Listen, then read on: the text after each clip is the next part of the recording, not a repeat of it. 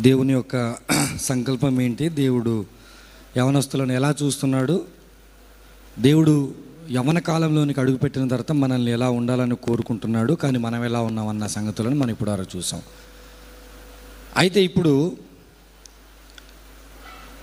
ఎందుకు చెడిపోయారో మనం చూసాం. ఇప్పుడు దాకా ఎందుకు చెడిపోతున్నారు?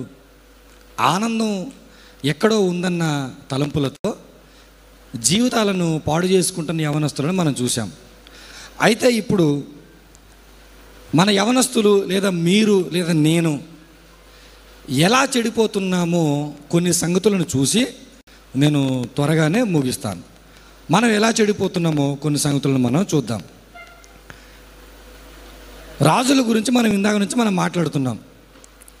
సౌలు రాజు తర్వాత కుమారుడు రాజు అయ్యాడు, ఆ తర్వాత దావీదు రాజు అయ్యాడు, దావీదు తర్వాత సొలొమోను రాజు అయ్యాడు, సొలొమోను తర్వాత ఇప్పుడు రాజ్యం ఎవరి చేతిలోనికి వచ్చిందంటే రెహబాము అనే రాజు చేతిలోనికి వచ్చింది. చరిత్ర జాగ్రత్తగా వినండి.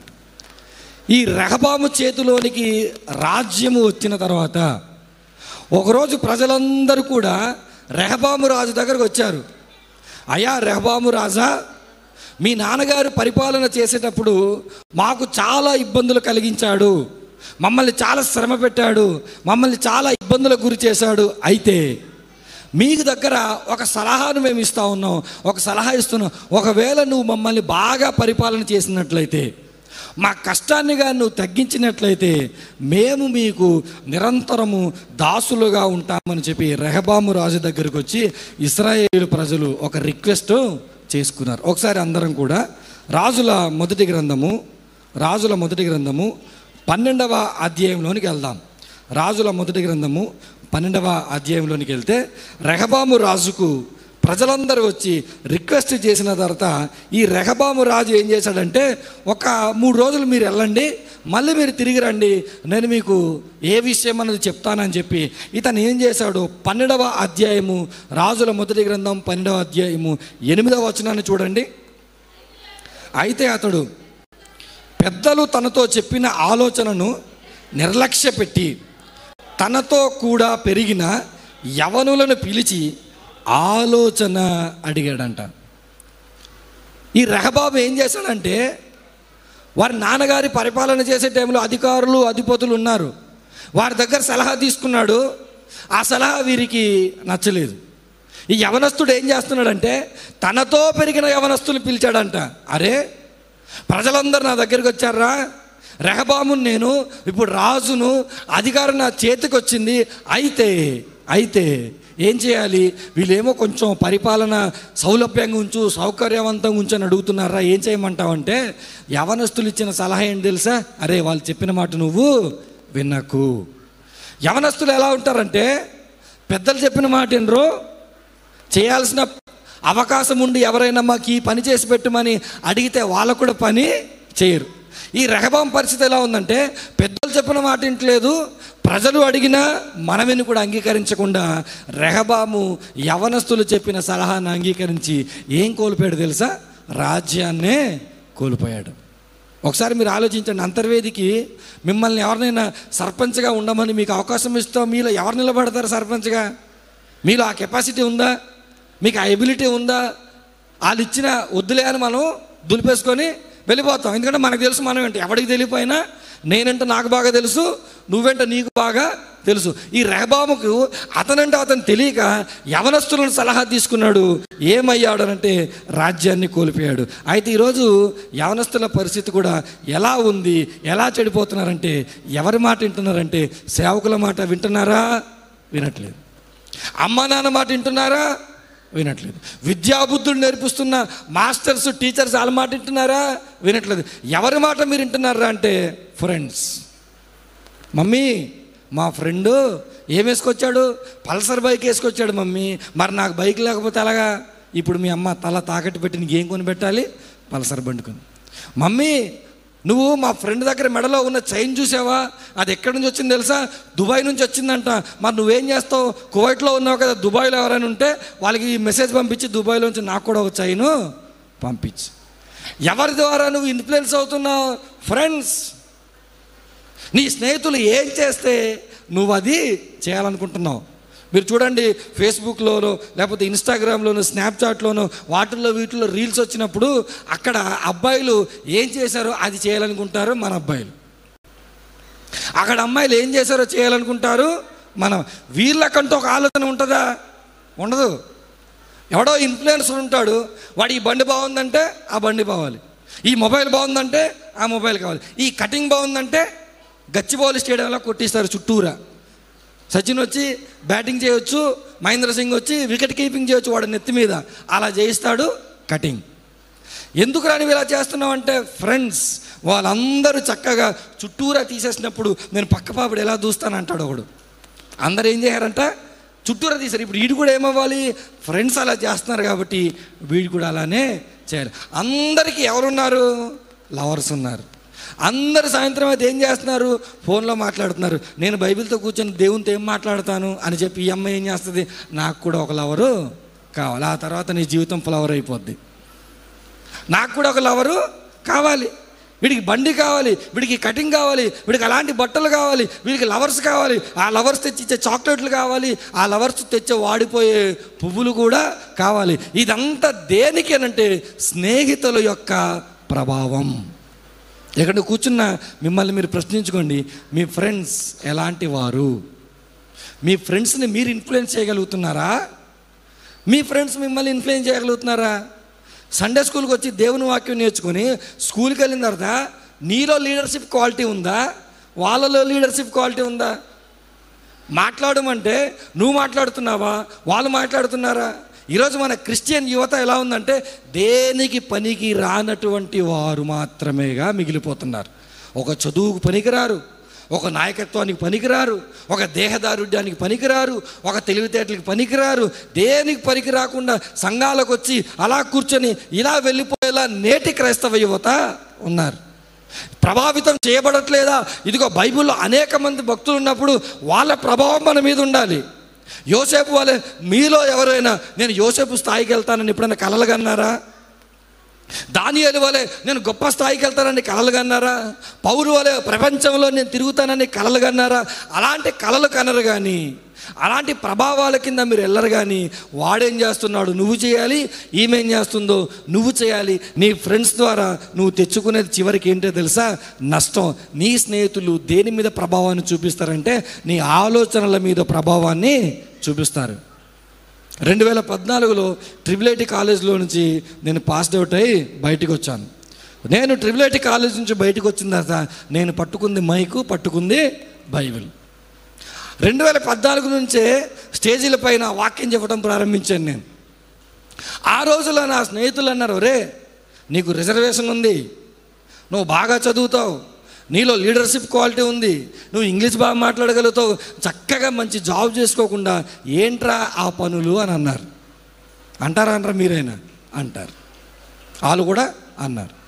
ఈరోజు వాళ్ళతో నేను పోల్చుకున్నాను అనుకోండి. అప్పుడప్పుడు పెళ్ళిళ్ళకు మా ఫ్రెండ్స్ పిలిచినప్పుడు పెళ్ళిళ్ళకి వెళ్తూ ఉంటాను. నేను పెళ్ళిళ్ళకి వెళ్తున్నప్పుడు నా ఫ్రెండ్ ఒక్కొక్క కారులో వస్తాడు, నేను ఎవడో కారులో వెళ్ళాలి. ఎందుకంటే అక్కడ ట్రైన్లో వెళ్ళాలి, అక్కడ దిగి ఎవరైనా నన్ను పికప్ చేసుకోరా, నేను ఎవడో కారులోనికి వెళ్ళాలి. ఇప్పుడు కారు ఎక్కిన తర్వాత అడేమంటాడు, నీకు చెప్పాను రా ముందే, ఏమని? తిన్నగా చదువుకున్నావు, ట్రిపుల్ 8లో సీట్ వచ్చింది, రూపాయి ఖర్చు పెట్టకుండా ఇంజనీరింగ్ చేసావు, జాబ్ చేసుకోకుండా బైబిల్ అన్నో, సువార్త అన్నో, ప్రపంచాన్ని మార్చాలన్నో, అదన్నో ఇదన్నో. ఈరోజు నీకేం లేదు, కారు లేదు, ఈరోజు నీకేం లేదు, ఉంగరం లేదు. ఈరోజు మేమందరం ఐఫోన్లు వాడుతున్నాం, నువ్వేంటి ఇంకా OnePlus వాడుతున్నావు. ఈరోజు మేమందరం అపార్ట్మెంట్లు కొందాం, నువ్వు ఇంకా 3000 4000 అద్దెలు. ఇప్పుడు మీరు ఆలోచించండి, ఎవరి ప్రభావం నా మీద ఉండాలి? నా స్నేహితుల ప్రభావమా, బైబిల్లో ఉన్న భక్తుల ప్రభావం? నిజమే, వాళ్ళతో పోల్చుకున్నప్పుడు నా దగ్గర కారు ఉండకపోవచ్చు, ఐఫోన్ ఉండకపోవచ్చు, అపార్ట్మెంట్ ఉండకపోవచ్చు, బ్యాంక్లో బ్యాలెన్స్ ఉండకపోవచ్చు, మంచి పేరు ఉండకపోవచ్చు, క్రెడిబిలిటీ ఉండకపోవచ్చు, ఫ్లైట్లో తిరగవచ్చు, ఏమీ లేకపోవచ్చు. ఈరోజు నా దగ్గర ఉన్నది వాళ్ళ దగ్గర లేదు, నా దగ్గర ఉన్న దేవుడు వాళ్ళ దగ్గర లేదు. ఒకరోజు నేను మహిమపరచబడినప్పుడు, ఒకరోజు దేవుడు నాకు అర్థించినప్పుడు, అప్పుడు నేను చెప్పాను రా, కార్లు, బైకులు, బంగారాలు, ఉంగరాలు వెంట తిరగకుండా దేవుని వాక్యం పట్టుకోరా అంటే నువ్వు విన్నావా? ఈరోజు వాడికి నేను ఎగతాలి, ఒకరోజు ఆడు నాకు ఎగతాలి. స్నేహితులను బట్టి గ్రూపులు తీసుకోకండి, ఇంటర్మీడియట్లో స్నేహితులను బట్టి ఉద్యోగాలు తీసుకోకండి, స్నేహితులను బట్టి పెళ్ళిళ్ళు చేసుకోకండి. మీకు ప్రభావం ఎవరిది ఉండాలంటే బైబిల్లో ఉన్న భక్తుల ప్రభావం, బైబిల్లో ఉన్న దేవుని సేవకుల ప్రభావం మీ జీవితంలో ఉండాలి. ఎవడో ఇలా ఉన్నాడు, నేను కూడా అలా ఉన్నాను అని అంటే మీకు ఒక విషయాన్ని చూపిస్తాను. దానియేలు గ్రంథం 1వ అధ్యాయం 8వ వచనం. దానియేలు గ్రంథం 1వ అధ్యాయం 8వ వచనం. దానియేలు గ్రంథం 1వ అధ్యాయం 8వ వచనం. రాజు చదవండి అమ్మా. రాజు భుజించు భోజనము పానము చేయు ద్రాక్షరసమును పుచ్చుకొని తన్ను అపవిత్రపరచుకొనకూడదని దానియేలు ఉద్దేశించి తాను అపవిత్రుడు కాకుండానట్లు వాటిని పుచ్చుకొనకుండా సెలవిమ్మని నపుంసకుల అధిపతిని వేడుకున్నాడంట.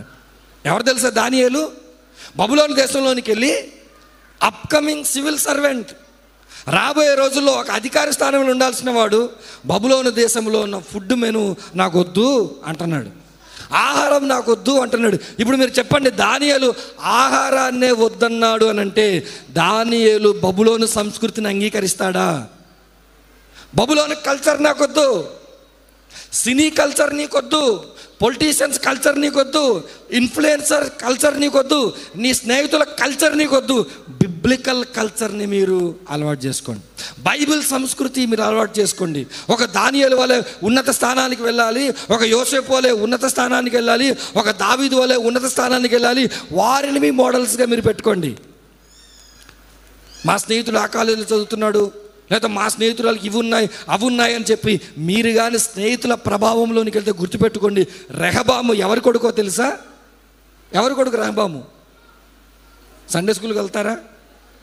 రెహబాము ఎవరి కొడుకు? సొలొమోను కొడుకు. సొలొమోను ఎటువంటి వాడు?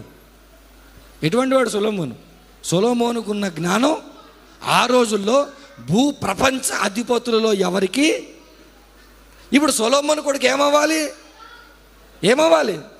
రెహబాము మరో జ్ఞాని అవ్వాలి. రెహబాము ఏం చేశాడు? నాన్న మాట వినలేదు. రెహబాము ఏం చేశాడు? పెద్దల మాట వినలేదు. రెహబాము ఎవడి మాట విన్నాడు? స్నేహితుల మాట విన్నాడు. ఈ యూత్ రిట్రీట్లో వాక్యం విన్న తర్వాత సేవకుల మాటను కాదని, పెద్దల మాటలు కాదని, మీ స్నేహితుల మాటలు విని ప్రేమ వ్యవహారాల్లోనికి వెళ్ళి మందులు తాగుతా, లేకపోతే బైకుల పైన తిరుగుతా, మరొకటి చేసుకుంటా, పాస్పోర్ట్ వస్తే పారిపోతా అన్నావు అనుకో, పాస్పోర్ట్ వస్తే నేను కూడా వెళ్ళిపోతాను అన్నావు అనుకో, అక్కడికి వెళ్ళి ఎందుకు కష్టాలు పడుతున్నారో వాళ్ళతో మీరు మాట్లాడండి. చదువుకునే వయసు ఉంది, చక్కగా చదవండి. సాధించే సామర్థ్యం ఉంది, సాధించండి. మీరు చదువుకొని సాధించే సామర్థ్యంతో సాధిస్తే ఒకరోజు మీరు ఎలా ఉంటారో తెలుసా? ఒక బెస్ట్ ఎగ్జాంపుల్ ఉండి ఇలాంటి వేదికల మీద వచ్చి మీరు మాట్లాడతారు. ఈరోజు నా ఫ్రెండ్స్ని తీసుకొస్తాను, 10 మందిని, 10 కారులో తీసుకొస్తాను. నిలబెట్టి మీరు మాట్లాడించుకుంటారా? మా వాక్యం చెప్పంటారా? నా ఫ్రెండ్స్ వస్తారు, బంగారాలు ఉన్నాయి, ఉంగరాలు ఉన్నాయి, అపార్ట్మెంట్లు ఉన్నాయి, వింటారా మాట? నా దగ్గర ఏమి లేదు. ఎందుకంటున్నారు? ఒకప్పుడు నేను పెట్టుకున్న ఆశయం, ఒకప్పుడు నేను పెట్టుకున్న గోల్ ఈరోజు ఏం చేసింది తెలుసా? మీ ముందర తీసుకొచ్చి నిలబెట్టింది. నేను చాలా సందర్భాలు చెప్తాను, మేము ఉండే ప్రాంతము అడవి ప్రాంతం, మేము ఉండే ప్రాంతం ఇంకొంచెం తగ్గించుకొని చెప్తాను, కొండ ప్రాంతం. అడవుల్లో ఉండేవాడిని, కొండల్లో ఉండేవాడిని ఈరోజు దేవుడు తీసుకొచ్చి ఇలాంటి ధనవంతుల దగ్గర, ఇలాంటి తెలివైన వాళ్ళ దగ్గర మాట్లాడుతున్నారు అని అంటే చెప్తాను, ఒకే ఒకటి చెప్తాను, నా దగ్గరున్న బైబిల్ మాత్రమే. ఈ బైబిల్ కాదులేండి, ఇంకో బైబిల్. ఆ బైబిల్ అంటే నాకు చాలా ఇష్టం. ఎందుకు తెలుసా? ఏది లేదు నా దగ్గర. ఒక మాట చెప్తాను, నా ఫ్రెండ్స్ ఇప్పటికీ అక్కడెక్కడికి వెళ్ళి వాక్యం చెప్తుంటారా, నీకు చర్చ్ ఉందా? లేదు, చర్చ్ ఎక్కడో కొండల్లో ఉంది, మా నాన్న నడిపిస్తున్నాడు. ఒరే నీకు టీం ఉందా? టీం లేదు, నేను ఒక్కడనే. నీకు చర్చి లేదాయే, నీకు టీం లేదాయే, నీకు కెమెరా లేదాయే, నువ్వు ఎలా అక్కడిక్కడికి వెళ్ళిపోతున్నావు? నేను అంటాను, ఒకప్పుడు నేను ఏది లేనప్పుడు 4 గోడల మధ్య కూర్చొని ప్రార్థన చేసుకున్నాను. ఏది లేనప్పుడు 4 గోడలు కూర్చొని బైబిల్ చదువుకున్న ప్రభా నా జీవితం నువ్వు మార్చవా? నేను స్నేహితులు ఇలా ఉన్నారని నేను వెళ్ళట్లేదు, అలాగా స్నేహితులు అలా చేయట్లేదు. వాక్యం ఏం చెప్పిందో, ఒకరోజు నువ్వు ఘనతనిస్తానన్నావు కదా, నేను ఆశయం పెట్టుకున్నాను. నేను ఆశయం పెట్టుకుని కష్టపడి దేవుని వాక్యాన్ని నేను నేర్చుకున్నాను. కానీ ఈరోజు మీరు ఎలా ఉన్నారు చూడండి. సామెతల గ్రంథం 21వ అధ్యాయం, త్వరగా సామెతల గ్రంథం 21వ అధ్యాయం 25వ వచనం. సోమరి వాని చేతులు ఏం చేయవంట? పని చేయనొల్లవు. వాని ఇచ్చ వానిని చంపును. సోమరి వాని చేతులు ఏం చేయవమ్మా? పనులు చేయవు. ఈరోజు చెప్తాను, జాగ్రత్త వినండి. మీ చేతులు కూడా పని చేయనివ్వకుండా టెక్నాలజీ ఏం చేసింది తెలుసా? మీ 2 చేతులను తీసుకుని ఒక చేతితో పట్టుకుంటారు, ఇంకో చేతితో మరలా లేపుతా ఉంటారు రీల్స్. ఇంకో చేతితో మీ చేతులు ఏం పని చేయవు. బైబిల్ పట్టుకోదు, బైబిల్ పుస్తకాలు తెరవరు, మీరు వాక్యాన్ని చదవరు. మీరు కొంతమంది రైటింగ్ చూస్తే సిగ్గేస్తుంది. మీకే, నాకు కాదు. మీ రైటింగ్ చూస్తే మీకే సిగ్గేస్తుంది. ఎందుకంటే రాయరు మీరు పెద్దగా. రాయకపోవడం వల్ల రైటింగ్ ఏం బాగుంటుంది? నా రైటింగ్ చూస్తారా? నాకే ముచ్చటేస్తుంది. ఎందుకు తెలుసా? రాస్తా కూర్చుంటాను నేను. రాయాలి మీరు, చదవాలి మీరు, కష్టపడాలి మీరు. సోమరులా కూర్చున్నారనుకో, వాక్యం చెప్తుంది, నీ ఇష్టమంట. ఇచ్చా అంటే అర్థం ఏంటి? ఇష్టం. నీ ఇష్టమంట నిన్నే చంపేస్తుందని. ఏంటి నీ ఇష్టం? ఖాళీగా కూర్చోవడం ఇష్టమా? బళ్ళు మీద తిరగడం ఇష్టమా? ఫోన్లో మాట్లాడడం ఇష్టమా? వాక్యం చదవకుండా ఉండడం ఇష్టమా? ప్రార్థన చేయకుండా ఉండడం ఇష్టమా? సండే స్కూల్కి రాకుండా ఉండడం ఇష్టమా? యవనస్తులు రిట్రీట్కి రాకుండా ఉండడం ఇష్టమా? దేవుని సేవ చేస్తున్న వాళ్ళు తిరగకుండా ఉండడం ఇష్టమా? ఏది నీ ఇష్టం? నువ్వు సోమరోడ్లాగా యవ్వన కాలంలో నీ సమయాన్ని వేస్ట్ చేస్తే జాగ్రత్త, ఎవ్వరేం చేయరంట, నీ ఇష్టం నిన్నే చంపేస్తుందంట. ఒక యవనస్తుడు ఉన్నాడు బైబిల్లో, ఆయన పేరు అపోస్తలుడైన పౌలు. ఆ అపోస్తలుడైన పౌలు ఏం చేసేవాడో తెలుసా? అపోస్తల కార్యములు 18వ అధ్యాయం, అపోస్తల కార్యములు 18వ అధ్యాయం 1వ వచనం నుంచి 3వ వచనం నేను చదువుతున్న సమయం మీరు జాగ్రత్త చూడండి. అటు తర్వాత పౌలు ఏథెన్సు నుండి బయలుదేరి కొరింథునకు వచ్చి పొంతు వంశీయుడైన అకుల అనే ఒక యూదుని, అతని భార్య అయిన ప్రిస్కిల్లాను కనుకొని వారి యుద్ధకు వెళ్ళను. యూదులందరూ రోమా విడిచి వెళ్ళిపోవాలని క్లౌదియా చక్రవర్తి ఆజ్ఞాపించినందున వారు ఇటలీ నుండి క్రొత్తగా వచ్చిన వారు వృత్తికి డేరాలు కుట్టువారు. పౌలు అదే వృత్తి గలవాడు కనుక వారితో కాపురం ఉండెను. వారు కలిసి ఏం చేస్తున్నారంట? పని. పౌలు గారు ఏం చేస్తారు తెలుసా? చేతులతో డేరాలు కుడుతూ ఉన్నాడు. పౌలు ఎవరు అని మీరు అడిగితే, పౌలు ఇంటర్నేషనల్ స్పీకర్. ఎవరు తెలుసా? పౌలు ఇంటర్నేషనల్ స్పీకర్. ఒక ఇంటర్నేషనల్ స్పీకర్ ఏం చేస్తాడు తెలుసా? చేతులతో డేరాలు కుడుతుంట. నువ్వు వెళ్ళి పౌలు దగ్గరికి, అయ్యా పౌలు, ఎందుకు నువ్వు డేరాలు కుడుతున్నావు అంటే, పౌలు అంటాడు, ఇదిగో నేను డేరాలు కుడితే నా సంఘంలోని యవనస్తులు కూడా ఏదో ఒక పని చేస్తారు. నేను డేరాలు కుడితే, అప్పుడప్పుడు మీకు ఎగ్జాంపుల్ చెప్తాను. మీకు బాగా సిగ్గు రావాలంటే, తీర్థం వచ్చినప్పుడు, అంతర్వేద తీర్థం వచ్చినప్పుడు బాటిల్స్ చెత్త చెదారం ఏరుకుంటారు చూడండి. ఆ ఏరుకునే వారిలో చిన్నపిల్లలు ఉంటారా? ఏమ్మా ఉంటారా? చిన్నపిల్లలు ఏరుకుంటారా బాటిల్స్ అక్కడక్కడ? యవనస్తులు ఉంటారా? యవనస్తులు, చిన్నపిల్లలు బాటిల్స్ ఏరుకొని దాన్ని తీసుకెళ్ళి అమ్ముకొని డబ్బుని కష్టపడుతున్నారు. వాళ్ళతో పోలిస్తే మనం ఎవరని తెలుసా? సుంట దరిద్రులం. మనం దరిద్రం మన జీవితాలు. ఎప్పుడు కష్టపడదు. చదువు తప్ప ఇంకేం తెలియదు మనకి. చదువు తప్ప ఏ నైపుణ్యం రాదు. చదువు తప్ప ఇంకేం, ఆ చదువే తిన్నది రాదు. గట్టిగా మాట్లాడితే మనకేం రాదు. రిజర్వేషన్లు ఉంటాయి, మంచి మంచి ఉద్యోగ అవకాశాలకు వెళ్ళే అవకాశాలు ఉంటాయి. మనల్ని మనం డిగ్రేడ్ చేసుకొని, నాకు చదువు రాదని, నా పరిస్థితులు బాగోలేవని, కుటుంబం రిక్షా తోలుకునేవాడు కుమారుడు IAS అయ్యాడు. తెలుసా మీకు అది? రిక్షా తోలుకుంటాడు నాన్న, వాళ్ళ కుమారుడు ఒకరోజు ఏమైపోయాడు? IAS అయిపోయాడు. దేవుని వాక్యం మీరు చెప్తుంది, మీ చేతి నిండా యవన కాలంలో మీరు పని ఉండాలి. అలా పని ఉండాలంటే ఒకటి గుర్తుపెట్టుకోండి, మీకు ఏముండాలి తెలుసా? మీ జీవితంలో గోల్ ఉండాలి, ఆశయం ఉండాలి. ఏదో ఒకటి నేను సాధించాలన్నా తలంపు ఉండాలి. ఏదో ఒకటి సాధించాలి, ప్రపంచానికి సువార్త ప్రకటించాలని పౌలు భక్తుడు బయలుదేరి అనేక ప్రసంగాలు చేశాడు. ప్రసంగాలు చేసిన తర్వాత పౌలు భక్తుడు ఏమన్నారు తెలుసా? పౌలు గారు మాట్లాడితే వినబుద్ధి వేయట్లేదు అన్నారు. మీకు అర్థమైందా? పౌలు గారు ప్రసంగాలు చేస్తానంట కొరింథు అనే పట్టణంలో ఉన్న వాళ్ళకి వినడానికి ఇష్టం రాలేదంట. కానీ పౌలు గారు పత్రికలు రాస్తే ఈరోజు బైబిల్ పండితులకి ఎవరికి పత్రికల యొక్క సారాంశం పూర్తిగా అర్థం అవ్వట్లేదు. ఎందుకు తెలుసా? ఒకప్పుడు ఆశయం పెట్టుకున్నాడు, నేను ప్రపంచానికి సువార్త ప్రకటించాలి. ఈరోజు ఇక్కడ కూర్చున్న ప్రతి యవనస్తుని అడుగుతున్నాను, మీ ఆశయం ఏంటి? క్రైస్తవ్యానికి మీ వల్ల ఒరిగేదేంటి? క్రైస్తవ్యంలో మీరు వచ్చి సండే స్కూల్ దగ్గరకు వస్తారు, క్రైస్తవులు చర్చిల దగ్గరకు వస్తారు, మీకు పెళ్ళిళ్ళు క్రైస్తవులు చేస్తారు, మీ కార్యక్రమాలు క్రైస్తవులే చేస్తారు. అన్ని క్రైస్తవ ఆచార సాంప్రదాయబద్ధంగా జరుగుతున్నప్పుడు, ఓ యవనస్తుడా, నీ వల్ల క్రైస్తవ్యానికి ఒరిగేదేంటి? నీ జీవితం వల్ల క్రైస్తవ్యానికి ఏమి ఇవ్వాలని సంకల్పించుకున్నావు? ఈరోజు గుర్తుపెట్టుకోండి, రెహబాము స్నేహితుల మాట విన్నాడు, నాశనం అయిపోయాడు. పౌలు దేవుని వాక్యం మాట విన్నాడు, ప్రపంచానికి సువార్త ప్రకటించాడు. ఈరోజు దేవుడు నిన్ను అడుగుతున్నాడు, నీవు కానీ రెహబాము వలె స్నేహితుల మాట విని ఒక ఆశయం లేకుండా బతికితే నీ జీవితం కూడా ఏమైపోతుంది తెలుసు, ఒకరోజు నాశనం అయిపోతుంది. ఒక మాట చెప్పి నేను ముగింపులో తీసుకెళ్ళిపోతాను. రోమిలికి రాసిన పత్రిక 12వ అధ్యాయం 1వ వచనం. రోమా పత్రిక 12వ అధ్యాయము 1వ వచనం.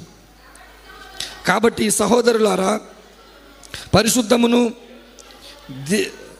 దేవునికి అనుకూలమునైన సజీవ యాగముగా మీ శరీరములను ఆయనకు సమర్పించుకునని దేవుని వాత్సల్యమును బట్టి మిమ్మల్ని బతిమాలుకొనుచున్నాను. ఇట్టి సేవ మీకు యుక్తమైనది, మీరు ఈ లోక మర్యాదను అనుసరింపక. ఏంటో తెలుసా, యవనస్తులు ఎలా పాడైపోతున్నారు? ఒకటి, స్నేహితుల ద్వారా మన క్రైస్తవులు పాడైపోయారు.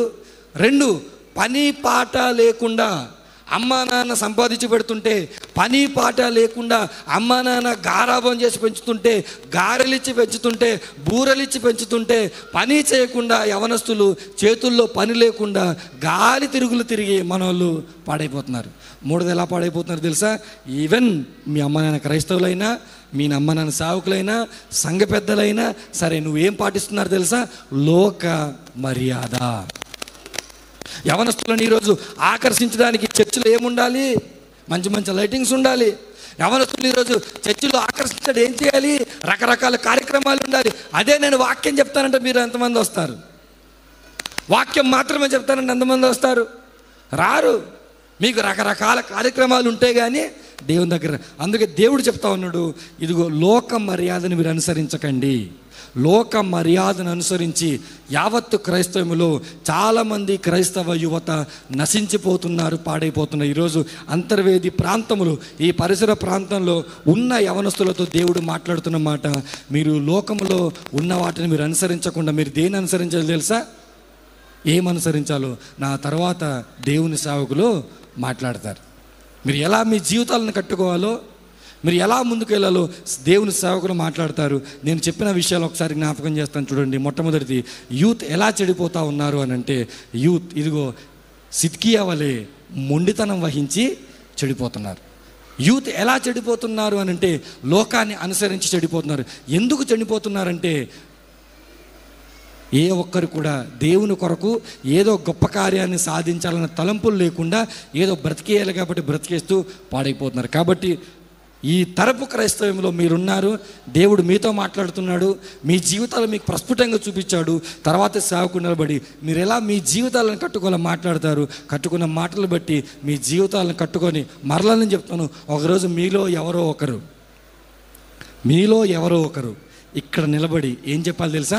నాకు ఇప్పుడు 30 సంవత్సరాల వయసు వచ్చింది, నేను ఇప్పుడు ఇదిగో ఈ స్థాయిలో ఉన్నానని మీలో ఎవరైనా ఒకరు ఇక్కడ మాట్లాడాలి. లేదంటే మీరు 30 సంవత్సరాలు ఉన్నప్పుడు నేను 60 సంవత్సరాలు ఉంటాను, అప్పుడు నేను వస్తాను మరలా అంతర్వేది, అప్పుడు మీరేం మాట్లాడిన మాటలు కాదు మీ జీవితాలు నేను చూస్తాను. ఆ రోజు అనుకుంటాను వాక్యం పని చేయలేదురా, గంటన్నర మాట్లాడింది ఆ రోజే పోయింది. కాబట్టి మీరందరూ యవనంలో కష్టపడి మీ జీవితాలు ఉన్నత స్థాయికి వెళ్ళాలని మనస్ఫూర్తి కోరుకుంటూ తల వంచండి. చిన్న ప్రార్థన చేసుకుని ముగించుకుందాం. పరిశుద్ధ ప్రేమ నమ్మకం కలిగిన ప్రియ పరలోకపు తండ్రి, నీకు వందనాలు. నీ బిడ్డలతో మాట్లాడిన మాటల్ని ప్రభా నీ బిడ్డల జీవితాలకి ప్రయోజనకరంగా మార్చివని బలపరచమని ప్రార్థిస్తూ ప్రాధేయపడుతూ ప్రభు యేసుక్రీస్తు నామం బట్టి ప్రార్థన అడుగుతున్నాను పరమ తండ్రి, ఆమేన్. అందరికీ వందనాలు.